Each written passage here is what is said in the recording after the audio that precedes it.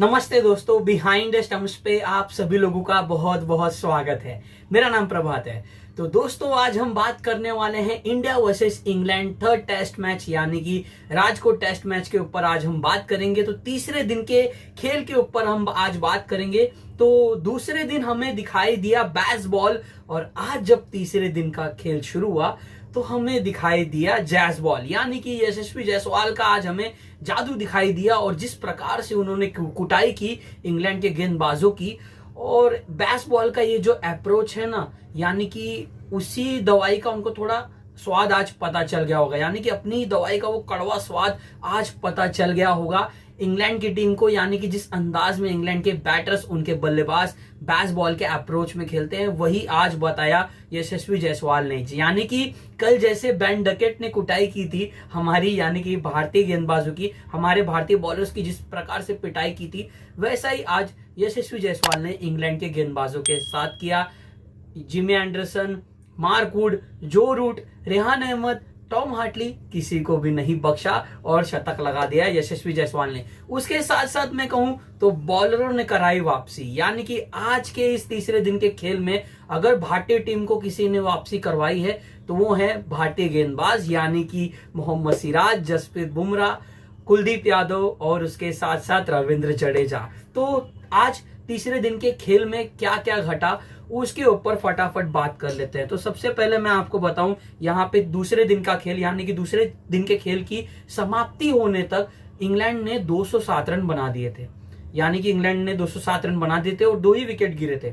और जब आज जो तीसरे दिन का खेल शुरू हुआ तो कल तक जो इंग्लैंड की टीम आई थिंक 238 रन पीछे थी, आज यहाँ पे इंग्लैंड की टीम 319 रनों के स्कोर पे ही ऑल आउट हो गई। यानी कि इंग्लैंड की टीम आज कुछ खास कर नहीं पाई और लगभग 2 ही सेशन बैटिंग कर पाई और ऑल आउट हो गई इंग्लैंड की टीम 319 रनों पे। और भारतीय टीम को लीड मिल गई यहाँ पे 126 रनों की। और जब इंडिया टीम की बैटिंग आती है तो यशस्वी जायसवाल का हमें जादू दिखाई देता है। शुभमन गिल जो हमें अब रिदम में दिखाई दे रहे हैं, असली फॉर्म में अपने धीरे धीरे आ रहे हैं, उन्होंने भी अर्धशतक लगा दिया। अभी भी वो नाबाद हैं। यशस्वी जायसवाल की मैं बात करूं तो वो रिटायर्ड हर्ट है, यानी कि बैक में थोड़ा इशू हुआ, उसकी वजह से वो चले गए वापस ड्रेसिंग रूम में, डगआउट में। तो इंडिया का भी स्कोर 196 रन हो चुका है और जो लीड हो चुकी है वो हो चुकी है अब 322 रनों की।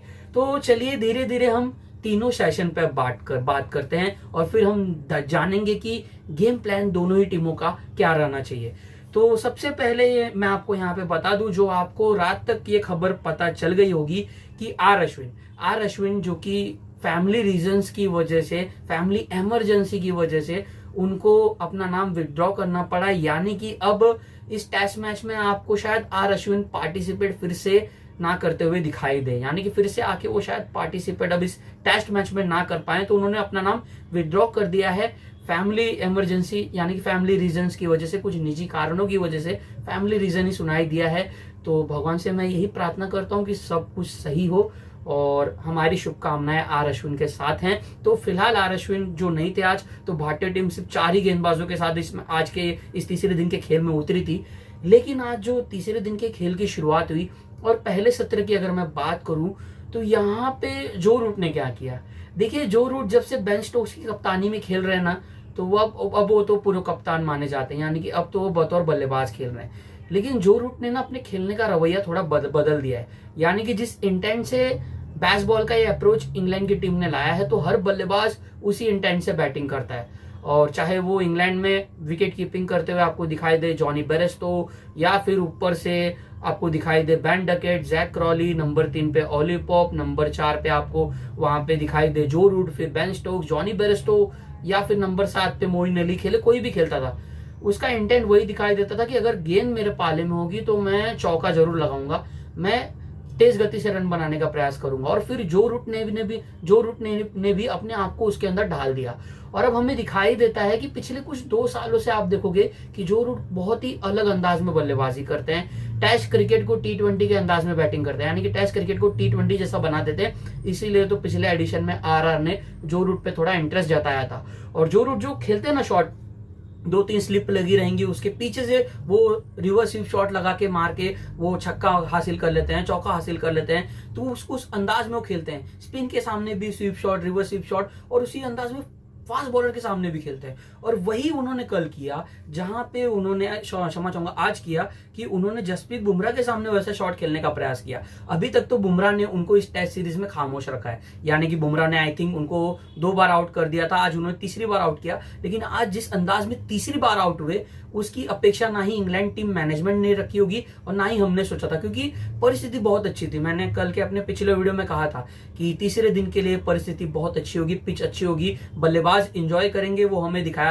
यशस्वी जायसवाल ने, वो हमें दिखाया शुभमन गिल ने। लेकिन जो रूट ने शायद इस सुनहरे मौके को मेरे हिसाब से गवा दिया, क्योंकि 18 रनों के स्कोर पे वो वापस रिवर्स स्वीप शॉट मारने का प्रयास करते हैं, उसी अंदाज में जैसे वो एशेज में खेलते थे, जॉश हेजलवुड के अगेंस्ट, स्कॉट बॉलैंड के अगेंस्ट, पैट कमिंस के अगेंस्ट भी वो वैसे ही शॉट्स लगाते थे, स्कूप शॉट लगाते थे। लेकिन आज यहाँ पे वो दाल ना गली, यानी कि आज वो वैसा कुछ कर नहीं पाए बुमराह के सामने। और बहुत बढ़िया कैच वहां पे यशस्वी जायसवाल वहां पे पकड़ते हैं और जो रूट आउट होते हैं 224 रन के स्कोर पे, जहां पे इंग्लैंड का स्कोर होता है 224 रन और तीसरा विकेट गिर जाता है, और जो रूट आउट होते हैं 18 रनों के स्कोर पे।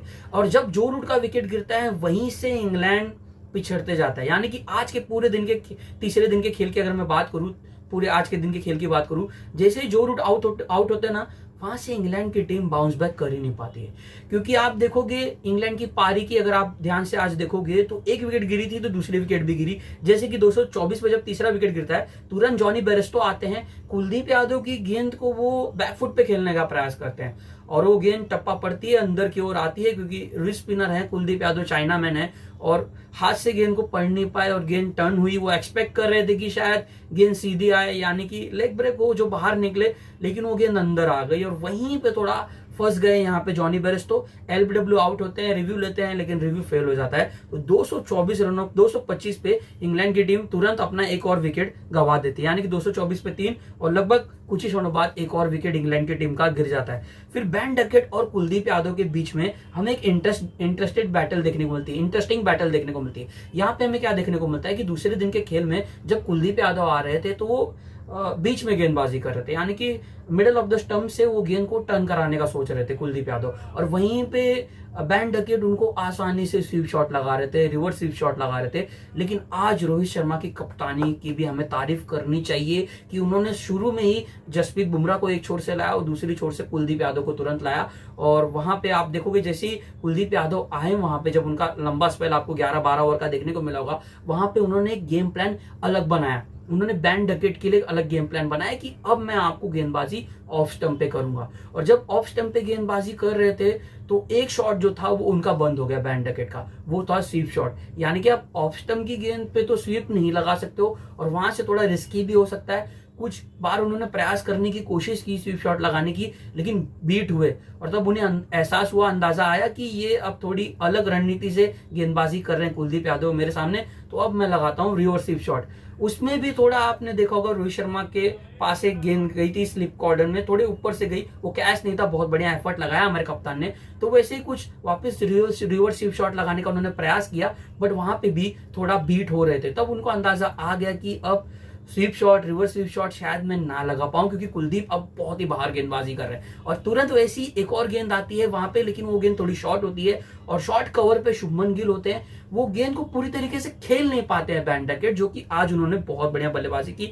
उन्होंने 153 रन बनाए, वेल डन बेन डकेट। लेकिन आज थोड़ा कुलदीप यादव के सामने बेन डकेट कुछ कर नहीं पाए और वहां पे वो शॉर्ट कवर पे वो कैच थमा बैठते हैं, यानी कि वो पूरी तरीके से कंट्रोल में भी नहीं थे जब उन्होंने वो शॉट खेला था। और वहां पे बेन डकेट हुए आउट और इंग्लैंड की टीम अपना एक और विकेट वहां पे गंवा देती है। फिर उसके बाद आप देखोगे तो इंग्लैंड की टीम का तब तक स्कोर जो होता है वो 260 पे 5 हो जाता है, यानी कि बेन स्टोक्स और बेन डकेट के बीच में थोड़ी पार्टनरशिप पनप रही होती है। लेकिन वही गेम प्लान एक अपनाया यहाँ पे कुलदीप यादव ने, जो मैंने आपको बताया कि ऑफ स्टंप पे गेंदबाजी कर रहे थे, जिसकी वजह से क्या हुआ कि स्वीप शॉट बंद हो गया और फिर रिवर्स स्वीप शॉट भी नहीं लगा पा रहे थे, थोड़ा रिस्की हो रहा था और वहीं पे फिर कुछ अलग करना पड़ा डकेट को और डकेट आउट हो गए। तो अब आने वाले टेस्ट सीरीज में जब आर अश्विन होंगे या फिर कोई और गेंदबाज होगा, जड्डू होंगे, कुलदीप यादव होंगे, अक्षर होंगे या फिर वॉशिंग हो, कोई भी हो, चाहे वो तेज गेंदबाज हो, वो एक गेम प्लान के साथ आएगा कि थोड़ा बैंड विकेट को ना थोड़ी बाहर गेंदबाजी की जाए, क्योंकि अगर आप जितना ऑफ स्टंप पे गेंदबाजी करोगे, अगर वहां पे वो कवर ड्राइव मारेंगे तो ठीक है, लेकिन वहीं पे वो आउट भी हो सकते हैं, क्योंकि ऑन साइड उनका स्ट्रॉन्ग जोन है। तो उनको जितना हो सके ऑफ स्टंप पे गेंदबाजी कीजिए। अब शायद यही गेम प्लान भारतीय टीम का होगा। तो पहले सत्र में तो 3 ही विकेट गिरते हैं और इंग्लैंड का स्कोर हो जाता है समथिंग, आई थिंक ये एक ऐसा पहला सेशन होता है जहां पे इंग्लैंड की टीम का 100 रन भी नहीं बनता है, और इंग्लैंड की टीम आई थिंक इस सेशन में लगभग 70-80 रन ही जोड़ती है और 3 विकेटें गिर जाती है। लेकिन जब दूसरे सेशन की शुरुआत होती है तो वहां पे इंग्लैंड की टीम हो जाती है ऑल आउट 319 रनों के स्कोर पे, और इस सेशन में हमें जादू दिखाई देता है मोहम्मद सिराज का, जहां पे वो तीन विकेटें झटकते हैं। सबसे पहले वो क्या करते हैं यहाँ पे कि रविंद्र जडेजा, यानी कि रविंद्र जडेजा की मैं बात करूं, फिर सिराज पाएंगे कि रविंद्र जडेजा बेन स्टोक्स को आउट करते हैं। बेन स्टोक्स जो कि अब बेन फोक्स उनके साथ होते हैं, तो उन्हें अंदाजा आ जाता है कि अब यहाँ से जो बचे कुचे रन है वो मुझे बनाना है, यानी कि अब यहाँ से मुझे ही थोड़ा रिस्क उठाना होगा। बेन फोक्स को शायद वो उतना रिस्क ना उठा पाए, तो कप्तान ने सोचा कि अब रन नहीं आ रहा था, क्योंकि एक छोर से ना यहाँ से क्या हुआ कि सिराज गेंदबाजी कर रहे थे, दूसरी छोर से जडेजा गेंदबाजी कर रहे थे, तो सिराज भी प्रेशर क्रिएट कर रहे थे, जड्डू भी प्रेशर क्रिएट कर रहे थे, और फिर जब जड्डू आए तो बहुत बढ़िया कैच वहां पे जसप्रीत बुमराह ने पकड़ा, क्योंकि बेन स्टोक्स ने 41 रन बना दिए थे, वो सेट हो चुके थे, लेकिन उनका इंटेंशन था कि वो मिड विकेट पे शॉट खेलना चाहते थे, लेकिन जो वो लॉन्ग ऑन पे जसप्रीत बुमराह थे उन्होंने बहुत बढ़िया तरीके से ग्राउंड को कवर किया, और लगभग मिड विकेट तक उनको, डीप मिड विकेट तक आई थिंक भागना पड़ा, और वहां पे बहुत बढ़िया तरीके से उस कैच को जज किया, बेहतरीन कैच भी पकड़ा जसप्रीत बुमराह ने, जिसकी वजह से 299 रनों के स्कोर पे इंग्लैंड का 6वां विकेट गिर जाता है, और वहां पे बेन स्टोक्स आउट हो जाते हैं 41 रनों पे। और जैसे स्टोक्स आउट होते हैं तो फिर मैंने जो कहा ना शुरू में ही कि जब इंग्लैंड का आज 1 विकेट गिरा तो तुरंत दूसरा विकेट मिल रहा था, वही हुआ। जैसे ही 299 पे 6वां विकेट गिरा, बेन फोक्स भी कहे चलिए कप्तान मैं भी आता हूं आपके साथ साथ आपके पीछे, और वहां पे मोहम्मद सिराज की बहुत बढ़िया गेंद वो अंदर की ओर आती है, और कप्तान जो खड़े रहते हैं खुद मिड ऑन पे, रोहित शर्मा वो कैच पकड़ लेते हैं और बहुत बढ़िया तरीके से फील्ड भी सेट करते हैं, यानी कि एक शॉर्ट मिड ऑन होता है, उसके पीछे थोड़ा बाजू में रोहित शर्मा खुद मिड ऑन पे रहते हैं, और एक शॉर्ट मिड विकेट भी होता है, क्योंकि बॉल ना थोड़ी रिवर्स हो रही थी, बॉल थोड़ी अंदर की ओर आ रही थी, और सिराज को थोड़ी हेल्प मिल रही थी, और गेंद थोड़ी वो रुक के भी आई थी। आई थिंक मुझे ऐसा लग रहा था कि रिवर्स हुई थी वो गेंद, और वहां पे बेन फोक्स थोड़ा शायद जल्दी खेल बैठे उस शॉट को, और फोक्स आउट हो जाते हैं 13 रनों के स्कोर पे, 36 गेंदों का सामना करते हैं। सिराज को विकेट मिलती है उनकी दूसरी, और रोहित शर्मा कैच पकड़ लेते हैं, और 299 पे इंग्लैंड का 7वां विकेट गिरता है। उसके बाद रेहान अहमद बहुत ही बढ़िया, वो एक जड़ में यॉर्कर जो अंदर की ओर गेंद आती है, वो भी थोड़ी मुझे रिवर्स ही होते हुए दिखाई दी, लेकिन वो यॉर्कर बहुत बेहतरीन थी, यानी कि जैसे कि वाइजैक टेस्ट में बुमराह ने पॉप को आउट किया था, उसी अंदाज में यहाँ पे वैसी गेंद थी जो बुमराह ने क्षमा चाहूंगा मोहम्मद सिराज ने रेहान अहमद को डाली, और वहां पे रेहान अहमद 6 रनों के स्कोर पे आउट होते हैं 314 पे 8, और फिर से जैसे 1 विकेट गिरती है रेहान अहमद आउट होते हैं, तो उनके साथ ही टॉम हार्टली कहते हैं चलिए मैं भी आता हूं, तू चल मैं आया, और जड्डू के अगेंस्ट स्टेप आउट करने का प्रयास करते हैं, और फिर स्टंपिंग आउट हो जाते हैं वहां पे टॉम हार्टली, और 314 रनों के स्कोर पे इंग्लैंड का 8वां विकेट भी गिर जाता है, 9वां विकेट भी गिर जाता है, और फिर क्या अंत में मोहम्मद सिराज जिमी एंडरसन को कर देते हैं क्लीन बोल्ड। सिराज के खाते में 4 विकेटें, उसके साथ साथ कुलदीप के खाते में 2 विकेटें, रविंद्र जडेजा के खाते में 2 विकेटें, और बुमराह के खाते में 1 विकेट, तो और अश्विन के खाते में आई थिंक 1 विकेट। तो बहुत ही बढ़िया आज भारतीय गेंदबाजों ने बॉलिंग की, और जड्डू ने बढ़िया गेंदबाजी की। जड्डू ने बहुत ही बढ़िया तरीके से, उन्होंने आपको मैं कहूं तो उन्होंने आउट किया वहां पे बेन स्टोक्स को, कप्तान को, तो जड्डू ने भी बढ़िया गेंदबाजी की। ओवरऑल भारतीय गेंदबाजों ने बहुत ही शानदार गेंदबाजी की, और इंग्लैंड की टीम ऑल आउट हो जाती है 319 रनों के स्कोर पे। तो जब भारतीय टीम की बैटिंग आती है तो उसी सेशन में एक और विकेट गिर जाता है, यानी कि पहले सत्र में जो 3 विकेटें गिरती हैं तो दूसरे सत्र में 6 विकेटें गिरती हैं, यानी कि रोहित शर्मा भी आउट हो जाते हैं। तो दूसरा सत्र यानी कि चाय का सत्र समाप्त होने तक भारतीय टीम का स्कोर 44 रन हो जाता है। रोहित शर्मा 19 के स्कोर पे एलबीडब्ल्यू आउट हो जाते हैं, जो रूट के सामने, जो रूट उनको राउंड द विकेट से थोड़ा फंसा देते हैं, और यशस्वी जायसवाल 19 रनों के स्कोर पे नाबाद रहते हैं, और शुभमन गिल 5 रनों के स्कोर पे नाबाद रहते हैं। लेकिन ये जो दूसरा सत्र जो रहता है ना, यहाँ पे हमें तारीफ करनी चाहिए रोहित शर्मा की कप्तानी की। जैसे आज जो तीसरे दिन का खेल शुरू हुआ तो भारतीय टीम के पास तो 4 ही गेंदबाज थे, तो पहले सेशन में हमने देखा कि बुमराह का एक 7-8 ओवर का स्पेल, वहां पे हमने देखा कुलदीप यादव का 12 ओवर का स्पेल। लेकिन जब जैसे दूसरे सेशन की शुरुआत हुई तो मैं एक्सपेक्ट कर रहा था कि एक छोर से कुलदीप हो और एक छोर से बुमराह हो, क्योंकि लंच हो चुका था। तो मैं सोच रहा था कि यहाँ से दोनों आ जाए। लेकिन कप्तान की तारीफ करनी चाहिए रोहित शर्मा की कि उन्होंने अपने बॉलर्स को अच्छे तरीके से रोटेट किया और सिराज पे ट्रस्ट जताया, सिराज को दिया दूसरे सेशन में, वहां से एक छोर से उनको लगाया, एक छोर से जड्डू को लगाया और वहां पे दोनों ने बहुत बढ़िया काम करके दिखाया। तो यहाँ पे तारीफ करनी चाहिए रोहित शर्मा की कप्तानी की। बहुत बढ़िया तरीके से field set against Ben Duckett के अगेंस्ट वो गेम प्लान क्रिएट किया। उसके साथ साथ सिराज को एक छोर से लाया जहां पे सिराज कितनी विकेटें लेते हैं, 3 विकेटें लेते हैं दूसरे सेशन में, और वहां पे जड्डू को लाते हैं जहां पे जड्डू 2 विकेटें लेते हैं, हार्टली को आउट करते हैं और स्टोक्स को आउट करते हैं। तो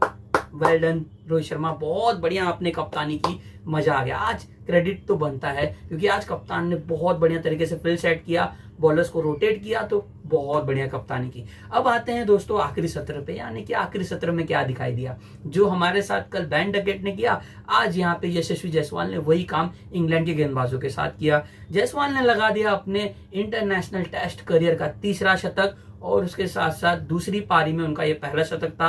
भारतीय सरजमी पे उनका ये दूसरा शतक आ चुका है और इस टेस्ट सीरीज के हाईएस्ट रन गेटर अब हो चुके हैं यशस्वी जायसवाल। तो इस सेशन में भारतीय टीम की बात करूं तो 196 रन बना देती है। यशस्वी जायसवाल 133 गेंदों में 104 रन बना के रिटायर्ड हर्ट होके जाते हैं, क्योंकि बैक में थोड़ा इशू आता है, उसकी वजह से वो चले जाते हैं। लेकिन जायसवाल की अगर मैं बात करूं तो पहला अर्धशतक आता है वो 80 गेंदों में आता है, यानी कि 80 गेंदों में 55 रन वो छक्का मार के टॉम हार्टली के अगेंस्ट वो अर्धशतक पूरा करते हैं। लेकिन फिर आने वाले 40-42 गेंदों में वो एक और 50 लगा देते हैं, यानी कि अपना शतक भी कंप्लीट कर लेते हैं। तो फिर आपको दिखाई दिया कि जैसे ही यशस्वी जायसवाल ने अपना अर्धशतक कंप्लीट किया, फिर उन्होंने और तेज गति से रन बनाना शुरू किया। एंडरसन के अगेंस्ट वो 3 गेंदों में 14 रन, जो रूट के अगेंस्ट वो स्क्वायर लेग पे 6, टॉम हार्टली के अगेंस्ट जो लगातार 2 छक्के, रेहान अहमद के अगेंस्ट जो सीधा छक्का, मार्क वुड के अगेंस्ट जो जिस प्रकार से उन्होंने चौके लगाए, बहुत ही बढ़िया बल्लेबाजी की यशस्वी जायसवाल ने। और उनके इसी काउंटर अटैक की वजह से भारतीय टीम को 322 रनों की बढ़त मिल चुकी है, लीड मिल चुकी है। अगर इतनी तेज गति से जायसवाल रन ना बनाते तो शायद अभी तक जो लीड होती वो 250-270 की हो सकती थी। लेकिन इस सेशन में जो 150 रन बने उसमें बहुत सारा श्रेय जाता है यशस्वी जायसवाल को। शुभमन गिल अभी भी 65 रनों पे नाबाद है, बहुत बढ़िया वो भी बल्लेबाजी कर रहे हैं, 120 गेंदों का सामना कर चुके हैं, नॉट आउट है। रजत पाटीदार जो कि जिनकी बैटिंग आई क्योंकि यशस्वी जायसवाल रिटायर हर्ट होके जा चुके थे, तो ये रजत पाटीदार 0 के स्कोर पे आज आउट हो जाते हैं। वैसा ही डिसमिसल जैसा पहली पारी में था, गेंद थोड़ी रुक गई थी और उन्होंने थोड़ा पहले ही शॉट खेलने का प्रयास किया और शॉर्ट मिड विकेट पे रेहान अहमद ने कैच पकड़ लिया और पाटीदार 0 के स्कोर पे आउट हो जाते हैं। नाइट वॉचमैन के रूप में कुलदीप यादव अभी भी 3 रनों के स्कोर पे नाबाद हैं, 14 गेंदों का उन्होंने सामना कर लिया है और भारतीय टीम का स्कोर 196 रन हो चुका है और 2 विकेटें भारतीय टीम ने अपनी गंवा दी हैं। तो अभी तक यहाँ पे मैं कहूं तो बैटिंग को अभी भी आना है, जड्डू को, जुरेल को, बुमराह, सिराज और जायसवाल भी अभी भी आ सकते हैं क्योंकि वो रिटायर्ड हर्ट होके जा चुके हैं। तो भारतीय टीम सिर्फ 10 बल्लेबाजों के साथ इस पारी में उतरी है, यानी कि अश्विन अब शायद इस टेस्ट मैच में पार्टिसिपेट ना कर पाए, ये मैंने आपको पहले बता दिया। तो अब दोनों ही टीमों का गेम प्लान क्या होगा। देखिए सबसे बड़ा यहाँ पे सबसे मेन पॉइंट ये मैं कहूँ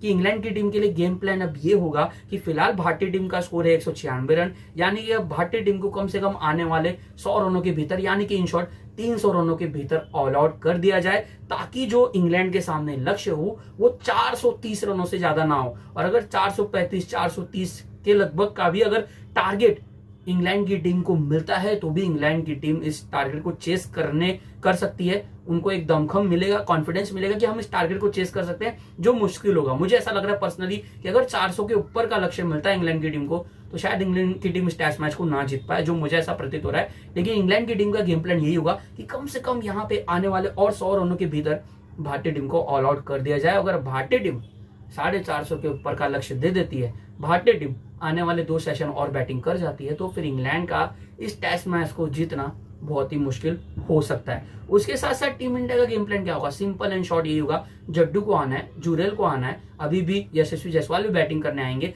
उसके साथ साथ शुभमन गिल खेल रहे हैं, तो कम से कम और 1 सेशन तो पूरा बैटिंग करना है और जब दूसरा सेशन शुरू होगा यानी कि भोजन के बाद जो चाय का सत्र शुरू होगा, अगर उसको भी पूरा टीम खेल लेगी तो और भी बढ़िया। यानी कि टीम इंडिया को अब यहाँ से कितने रन जोड़ने, और कम से कम 128 130 रन जोड़ने, ताकि इंग्लैंड की टीम को जो लक्ष्य मिले वो 450 के ऊपर का हो। तो एक छोर पे इंग्लैंड की टीम का गेम प्लान क्या होगा दोस्तों, कि 100 रनों के भीतर भारतीय टीम को ऑल आउट करना है। यानी कि अभी इंडिया का स्कोर क्या है, 196, 296 के भीतर आप ऑल आउट कर दीजिए भारतीय टीम को, यानी कि और 7 विकेटें लेनी इंग्लैंड की टीम को। और यहां से भारतीय टीम का गेम प्लान ये होगा कि हमें और कम से कम 50-60 ओवर बैटिंग करनी है, और उसमें हो सके तो जोड़ना है 150 और रन।